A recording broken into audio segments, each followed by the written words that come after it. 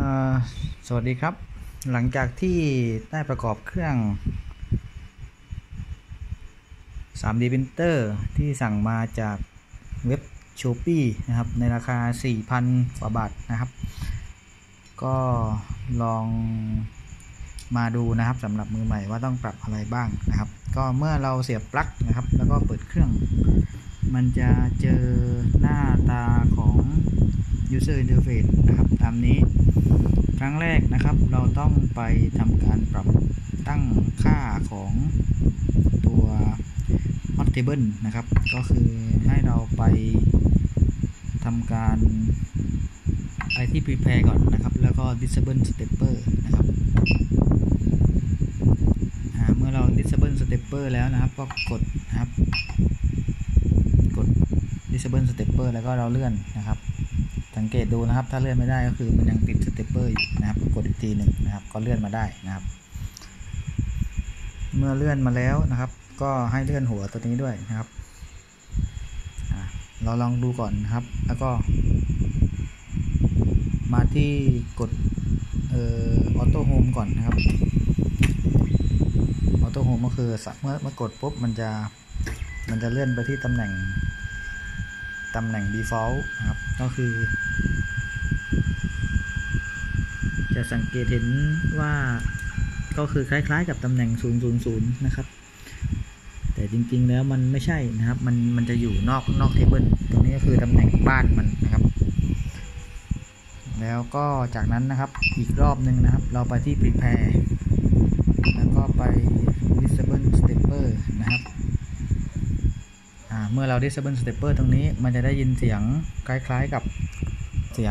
ยงตัดไฟจากมอเตอร์สเต็ปนะครับจากสเต็ปมอเตอร์มันจะดังคล้ายๆกับดับเครื่องยนต์อะไรประมาณนั้นนะครับนิดนึงก็เราก็เลื่อนนะครับตอนนี้ก็เลื่อนมานะครับเลื่อนโต๊ะนะครับเลื่อนมา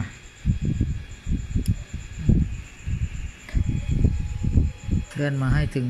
กับขอบโต๊ะด้านนี้ก่อนนะครับแล้วก็ใช้กระดาษ A4 นะครับทำการสอดนะครับทำการสอดเข้าไปนะครับถ้ามันสอดได้พอประมาณนะครับแล้วก็ถ้ามันยังห่างเกินก็ปรับด้านล่างเอานะครับหมุนมันจะมีตัวน็อปด้านล่างนะครับแล้วก็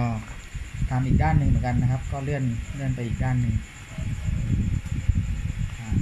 ก็ลองใช้กระดาษ A4 นะครับใส่เข้าไปดูนะครับมันจะเป็นกระดาษมันจะใส่ได้สะดวกพอดีนะครับก็อีกด้านหนึ่งก็เหมือนกันนะครับก็เลื่อนไปตั้งทั้ง4มุมก่อนนะครับตัวนี้มันยังห่างไปนะครับห่างไปแล้วก็กลับนะครับตัวน็อปด้านล่าง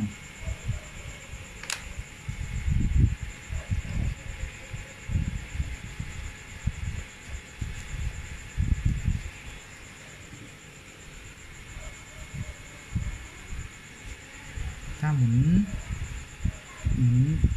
ทวนเข็มจะขึ้นนะครับหมุนตามเข็มจะลงนะครับก็หมุนให้พอประมาณนะครับก็เลื่อนไปถึงฝั่งนี้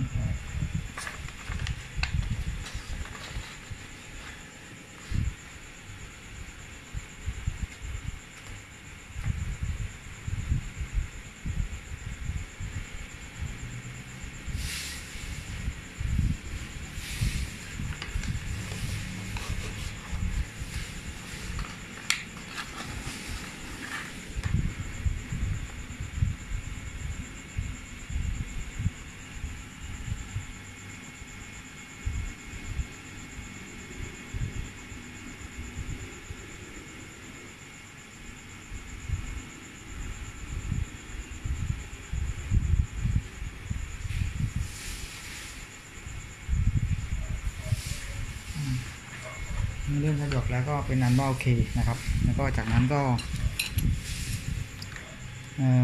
ให้เราไปที่ออโต้โฮมอีกรอบหนึ่งนะครับตรง prepare แล้วก็ไปที่ออโต้โฮมนะครับสังเกตโต๊ะมันจะเลื่อน ลื่อนให้เราเองนะครับเมื่อเลื่อนเสร็จนะครับให้เราถ้าเราจะปริ้นนะครับก็เราก็เตรียมเจ้าตัวไฟล์นะครับ .g-code เสียบเข้าไปนะครับอันนี้ผมทำไฟล์มาแล้วครับเดี๋ยววิดีโอหน้าผมจะสอนวิธีการทำไฟล์นะครับจากนั้นนะครับให้เราเช็คนะครับเช็คตัวฟิลาเมนต์ครับใส่เข้าไปเลยนะครับในนี้ก็คือให้เราทำการบีบตัวนี้นะครับแล้วก็ดันเข้าไปให้สุดนะครับจนถึงน็อตเซิลนะครับน็อตเซิลตัวนี้ผมยังไม่ได้อุ่นนะครับไม่ได้อุ่นเครื่องก็คือ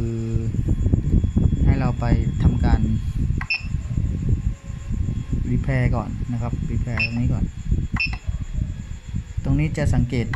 ได้จากหน้าอินโฟนะครับว่าตอนนี้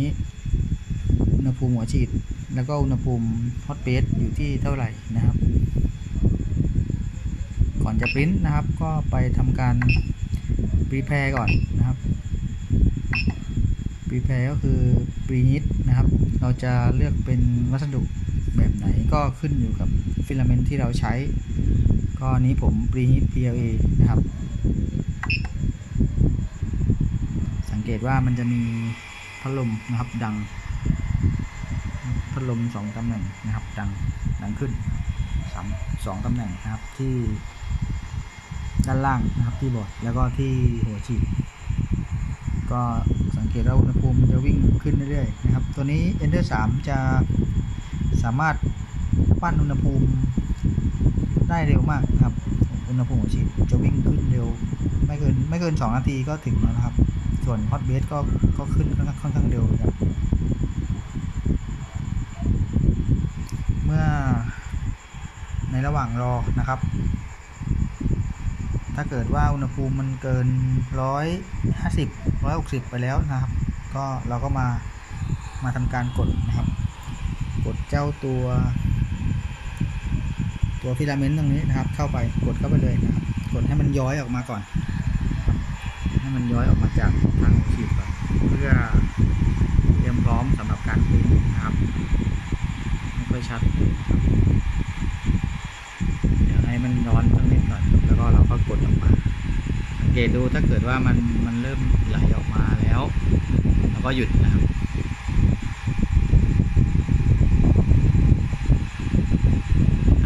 มันเริ่มออกมาแล้วนะครับอันนี้เป็นนั้นว่า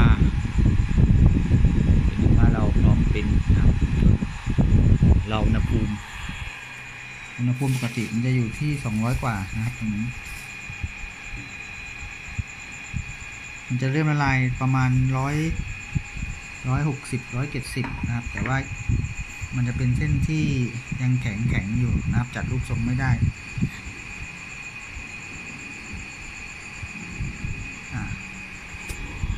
เราพรีฮีทแล้วนะครับก็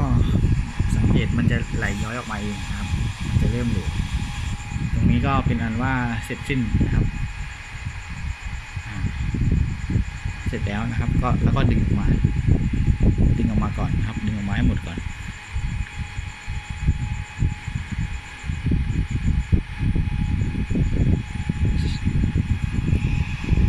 ดึงเร็วๆนะครับมันจะร้อนจากนั้นเราก็ไปที่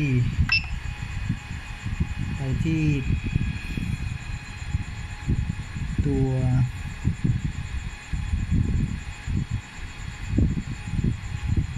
อินโฟสกรีนนะครับสังเกตได้ว่าถ้าเราหมุนนะครับตามเข็มจนเข็มเนี่ยมันจะมีฟีดเรทนะครับ FR ก็คือเป็นเปอร์เซ็นต์ของที่เราตั้งค่าไว้แล้วนะครับก็เรามาที่มันขึ้นว่า no SD card นะครับเรากด initial SD card ก่อนกด change SD card แล้วก็ไปที่ print from SD นะครับเราจะเจอชื่อไฟล์ของเราที่เราเซฟมานะครับก็มาดูหัว ฉีดอีกรอบนึงครับมันจะมีร้อยลงมาแล้วนะครับก็ไปที่ปริ้นตัวนี้ครับปริ้นฟอร์ม SD ตัวนี้แล้วก็กดชื่อนะครับชื่อไฟล์จากนั้นนะครับเราก็จะเห็น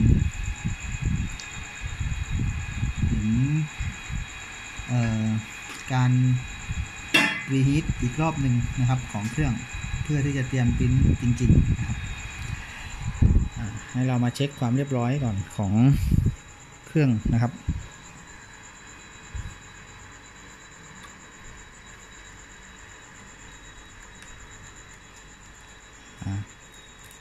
นี่ผมจัดสายไฟไม่ค่อยเรียบร้อยเท่าไหร่นะครับ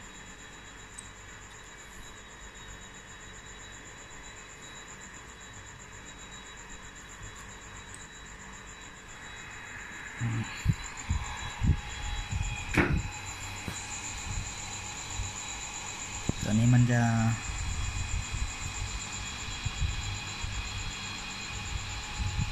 รีฮีทนะครับจนถึงอุณหภูมิ210องศาเซลเซียสนะครับแล้วก็ผมตั้งค่าheating base นะครับไว้ที่46องศาเซลเซียสก็ตอนนี้เบสก็ได้แล้วนะครับ46แล้วก็อุณหภูมิของหัวฉีดก็กำลังจะขึ้นถึง210นะครับเมื่อเงื่อนไข2ตัวนี้เป็นจริงนะครับมันก็จะเริ่มปริ้น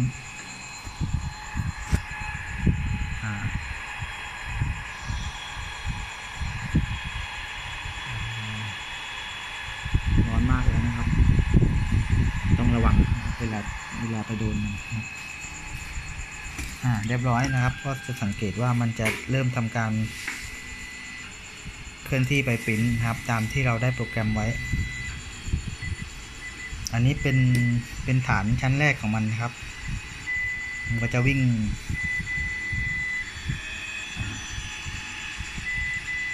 รอบแรกนะครับก็ถ้าเกิดว่าเราปรับตั้งค่าฟิตเรทไว้ที่สมมุติว่า60มิลลิเมตรต่อวินาทีนะครับก็คือวินาทีหนึ่งมันวิ่งได้6มิลถ้าฟิตเรทตรงนี้เป็น100% ก็คือ1วินาทีมันวิ่งได้6มิลแต่ถ้าเกิดเรามาลดมันนะครับโดยการหมุนปุ่มเนี่ยนะครับ